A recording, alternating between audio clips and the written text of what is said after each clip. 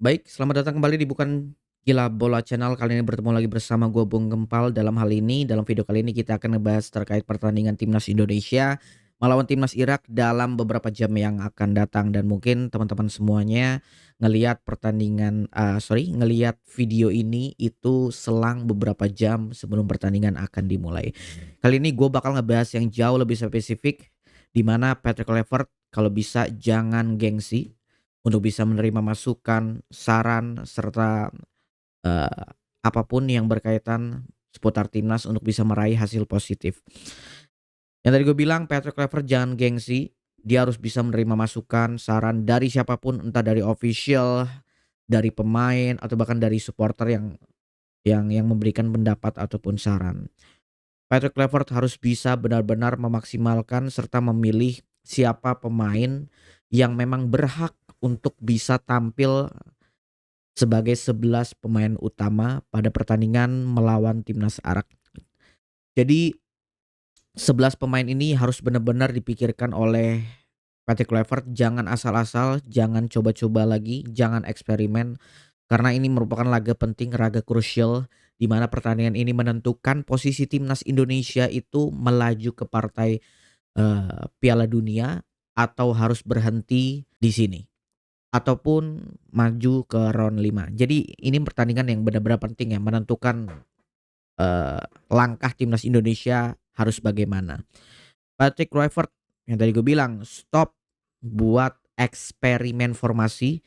Patrick Kluivert stop buat eksperimen pemain, yang di mana pemain itu tidak berada di posisi terkuatnya. Contohnya siapa? Yakob Sayuri dalam pertandingan melawan Arab, di mana posisi asli dia itu adalah winger kanan, tapi ditaruh sama Patrick Kluivert di bek kanan. Alhasil kalian bisa lihat sendiri bagaimana, timnas Indonesia harus kalah. Gunakan formasi yang pakem yang udah terjamin keberhasilannya, 3-5-2, formasi ala Italia. Jangan terlalu overconfidence, percaya diri jangan terlalu, karena ini lawannya Irak Bos, pemainnya cepet-cepet, nggak usah sok-sokan main menyerang 4-3-3, kalau memang lebih efektif buat main 3-5-2 kenapa enggak. Taruh back tangguh 3 yang bakal, mungkin teman-teman semua yang udah pada tahu lah ya, 3 back tangguh siapa aja yang berhak buat tampil. Di sini gue naruh 3 back tangguh, tembok, yang selama 8 pertandingan 7-nya itu clean sheet. 7 pertandingannya dari 8 pertandingan, 7 pertandingannya itu tidak ada gol sama sekali yang masuk ke gawang timnas Indonesia. Semua juga udah pada tahu gitu loh. Siapa 3 bek tangguh ini? Yaitu Justin Hubner, Jaides, dan juga Rizky Ridho. Pakai 3 bek tangguh ini dijamin kita bisa menang. Gue nggak garansi 100% menang, tapi setidaknya peluang kita, chance kita itu jauh lebih besar ketika kita menggunakan formasi ini serta menggunakan trio back ini. Karena udah terbukti Bos, 8 pertandingan 7-nya clean sheet Bos. Masa nggak lu coba, masa lu nggak melihat bagaimana positifnya trio back ini ketika mereka main bareng gitu loh. Pertahanan kokoh, apalagi misalkan kipernya Martin Pas. Terbukti menahan gempuran Arab Saudi juga pada saat di GBK. Terus juga terbukti menahan gempuran Australia pada saat di GBK. Jadi 3 atau trio ini sudah terbukti. 8 pertandingan 7-nya clean sheet. Kalah lawan Jepang aja pada saat di GBK.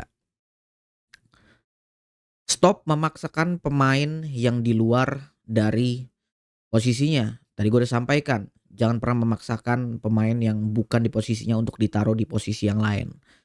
Jangan sampai Rizky Ridho ditaruh di winger winger kanan. Jangan sampai Jaides ditaruh di midfielder. Itu kan aneh, gak usah sok-sok eksperimen.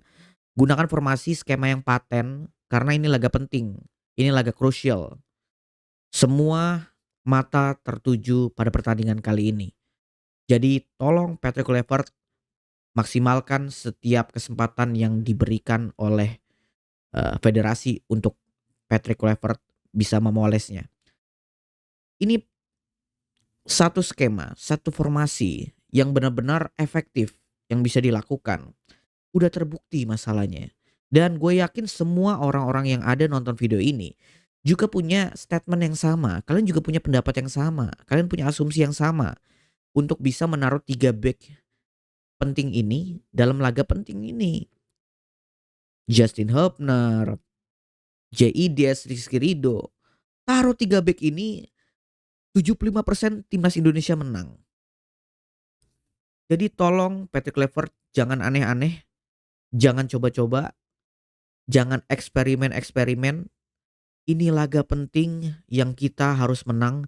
Gunakan pemain, formasi, skema yang benar-benar paten yang cocok untuk para pemain bisa lakukan. Kalau misalkan timnas Indonesia kalah melawan Irak dan kita berada di posisi 3 dalam grup round 4, maka dapat dipastikan bahwa kita tidak lolos dan mengubur mimpi kita untuk masuk ke Piala Dunia. Dan gua yang akan memberikan statement bahwa Patrick Kluivert harus mundur dari kepelatihan.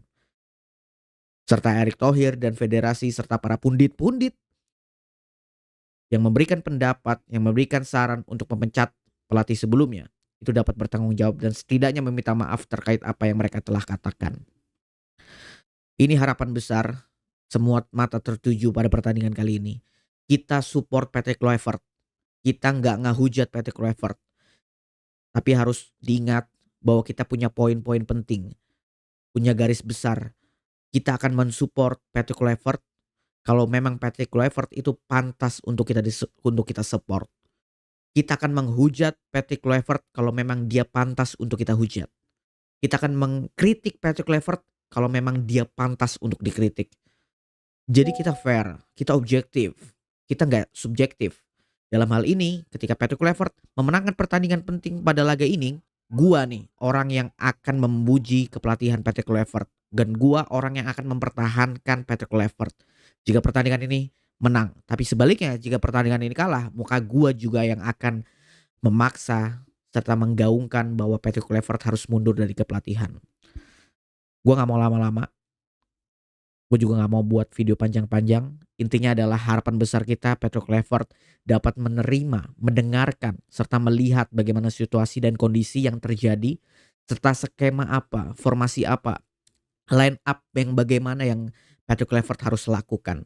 Dan tentu 3 back serta 3-5-2 formasi ini semoga dapat diterapkan dan memberikan hasil yang positif. Mungkin itu aja video yang bisa gue sampaikan. Kalau kalian suka sama video ini, jangan lupa untuk di like, di komen, dan juga di subscribe. Dukung gue agar channel ini dapat terus berkembang. Terima kasih, sampai jumpa di video berikutnya.